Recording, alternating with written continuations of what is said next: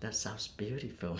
It is. That's the word, beautiful. And then, of course, the technical side, as we talked before, meeting with the artistic side. And that's, if the audience does understand every move you make, you are a true artist.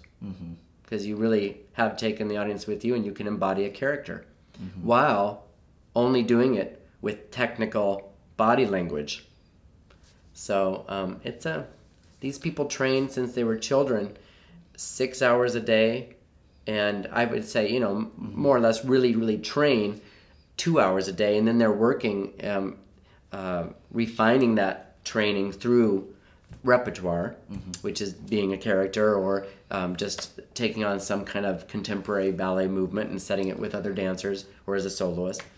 But it sometimes goes 6 days a week, 6 hours a day, and the vacation time for most companies is about a month or a month and a half, and it often happens in the summer, and that's why man dance is flourishing in the summertime with all these male individuals who mainly dance with other companies. We got two from Sacramento Ballet this year, one from Diablo Ballet, another individual from ODC, which is a modern company with good ballet technique, and let's see here, one who is a recent graduate of the San Francisco Ballet, and two who came from a company in Walnut Creek, which is just slightly outside of San Francisco in the East Bay, called Company C. So on your journey from very beginning until the day that you put up the show,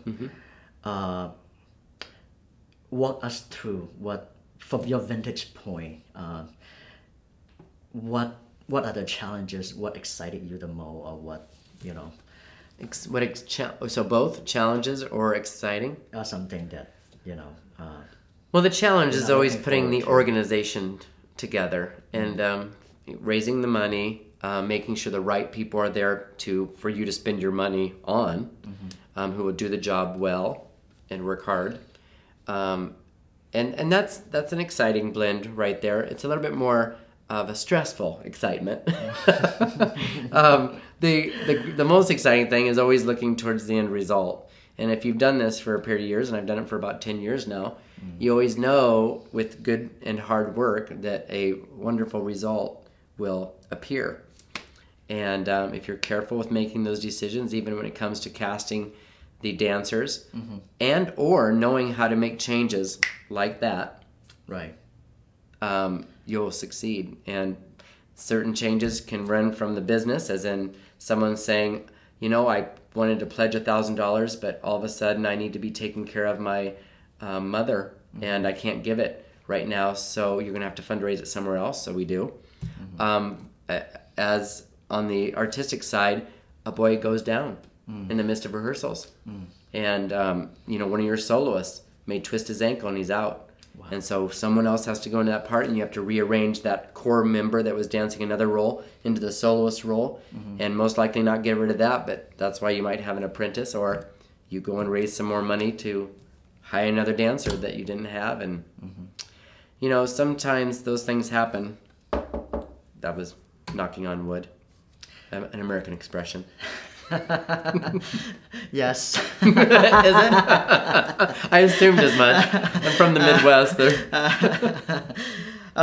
So okay, the biggest night is the night that you put on the show. Yeah, that's right.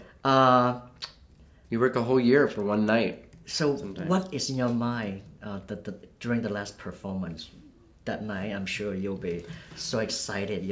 I'm almost relaxed. I'm almost more relaxed as a person during the actual week of the performance and the last couple weeks of rehearsal, because you have to flow with the punches, and there's definitely going to be some punches, so to speak, and enjoy. You have to enjoy that, because you've worked all this time to get to that point, and the more happiness you show as a leader, the more happiness people are going to feel as components of that project, whether they're audience members or performers. You have to keep everybody happy. A manager is a manager. I see. And that's the job of any leader, mainly. But you do have to keep focused. And that's a great thing about the ballet.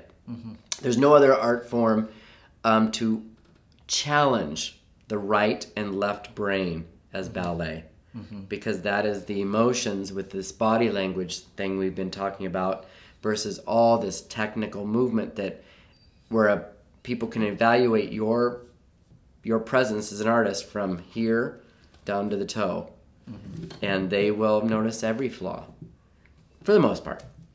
You know, dance aficionados will notice more than someone who is not a dance aficionado, but if you are a dancer that could show any weakness, anyone could tell that. Because you will, you will display that you're unhappy with something, and anyone would know that.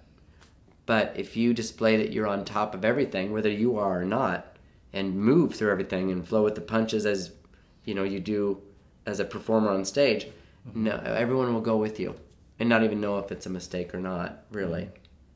So when the dance finished, the music stopped, when the final applause, completed, curtain closed, what go through your mind? Sushi and martinis. Which one first? Martini. Alcohol. There's nothing like alcohol to kind of relieve a little stress. We did it. Let's, cheers. So you're telling me you're not thinking about the next project right at that moment? No. No. When you've been in the business long enough, you know when to celebrate and when to relax. And when you've done your job, it's time to take vacation.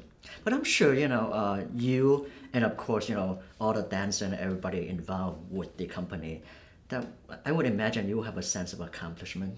Sure. And I might visualize how I might do it maybe a little different next time, or how that will you see a moment, you say, that will be in our repertoire forever.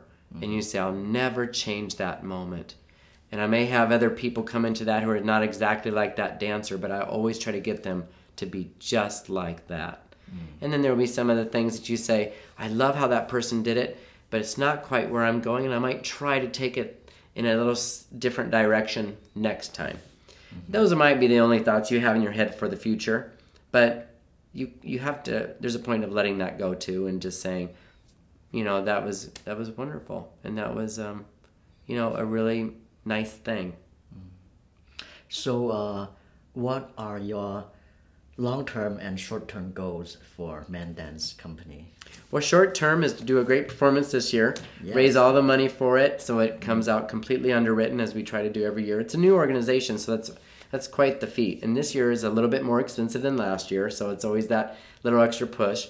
But I have to say I have wonderful people around me, and I think it's really going to be a triumphant year, both business-wise and artistically speaking.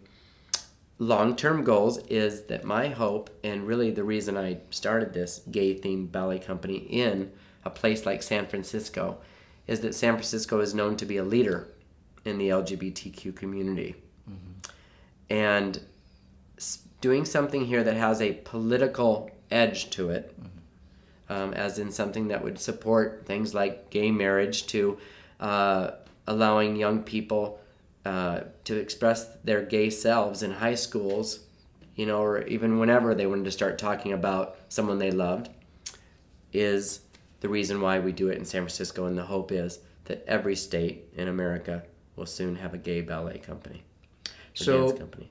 Before I let you go, any words of wisdom for new dancer or new artistic directors? Sushi and martinis. And martini first. After the job has been done, I should say. No, I don't know. That's a big question.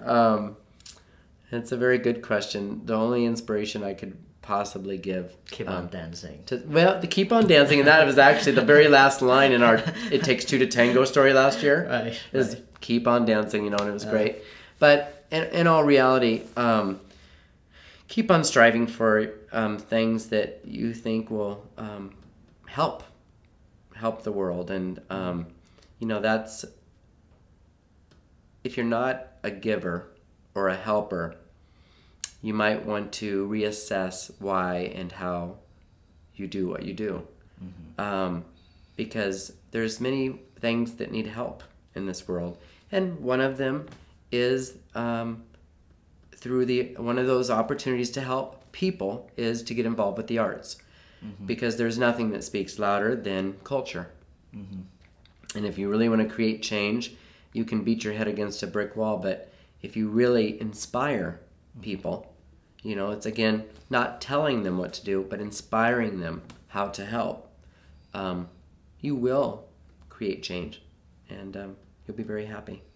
Great. Well, here you have it. Thank you very much, Brian, for your time, and we enjoy our conversation. Thank you very much.